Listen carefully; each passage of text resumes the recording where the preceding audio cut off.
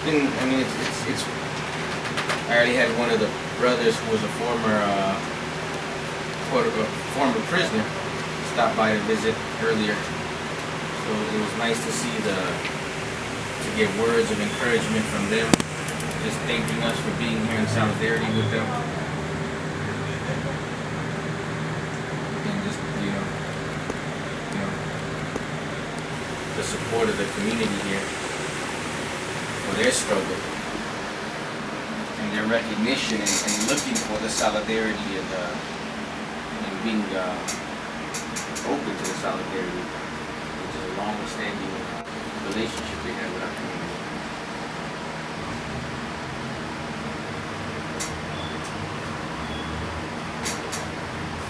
So how many hours you been in here now? I don't know what time it is. What time is it? 10, 20. About 2.5 so far.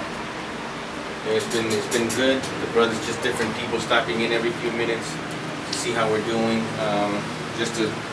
Some of the youth stopped in to find out why we're here, which is the real reason to do this.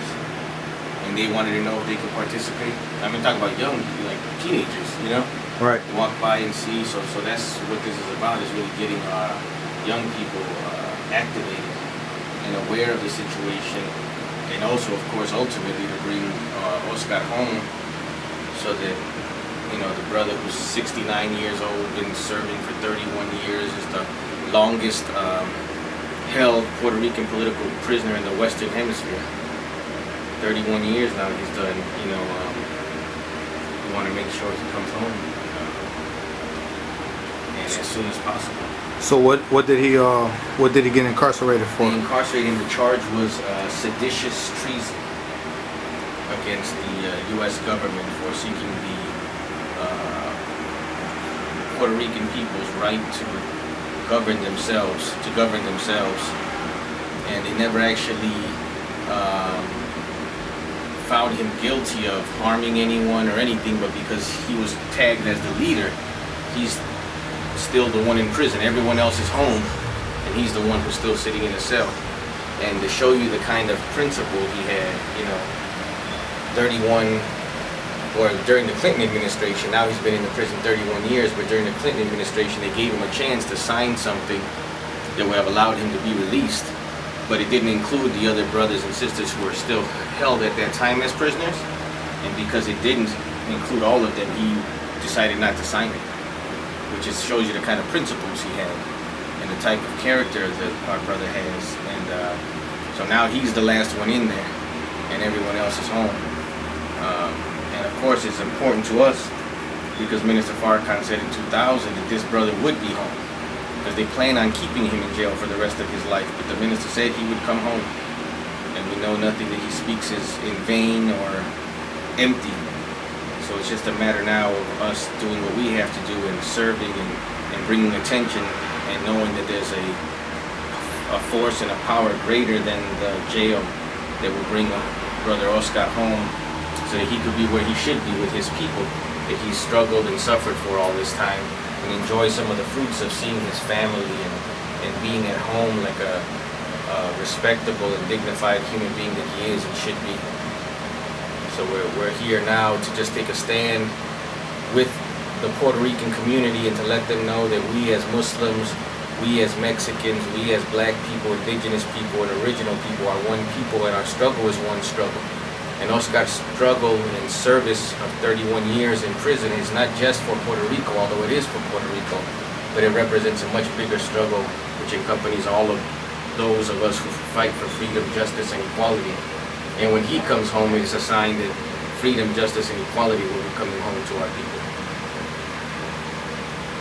And he's our champion and our brother, and he should be with us because he has done nothing but good for us and has served and been punished in a way that no one else has by his long amount of time in prison.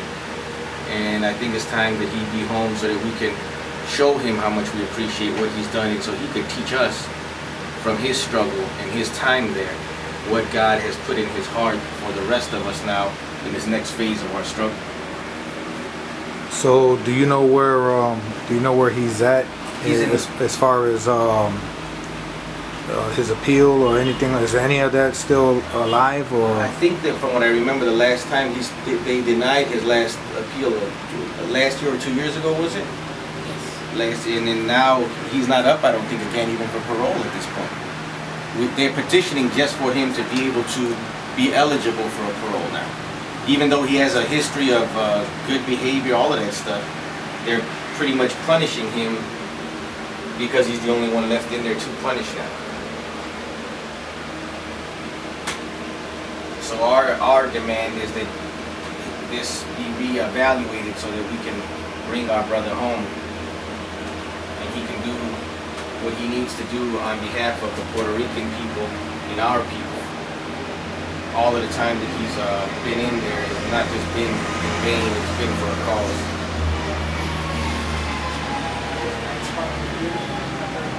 So if you could tell Oscar something, if he was able to hear you right now, what would you like to let him know? I would tell Oscar that we love you very much. We want you to be home. We're waiting on you to get home. We know it's just a matter of time now, but it's been too long now, the time. And the sooner you get home, the better. And we will await you as our brother, our champion, our friend. And we know that you still have service to offer to us. But we want you to be able to be home and enjoy the fruits of what you've already suffered for and see the benefit that your people have gotten just from your struggle. And that we thank you and want to be able to show you the appreciation that you deserve as one of our champions and heroes and our brother and our friend. And we know that the sooner you get home, the sooner we can advance our people further into what they need to be for the benefit of all of our people and all human beings, and in particular for the benefit of Puerto Rico and its people. So we're waiting you, and we thank you, brother, for all that you've struggled and suffered already. But we know it's not the end. This is just the beginning. But some of us have to struggle and suffer. Sometimes just one of us is enough that has to struggle and suffer for the benefit of many.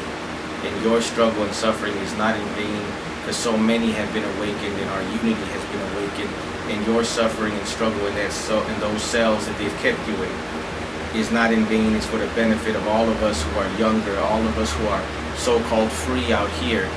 But we need to be really free and can't be free when our brother is in a prison. So we thank you for your sacrifice. But your sacrifice is for a bigger cause and a bigger movement, and we thank you for it.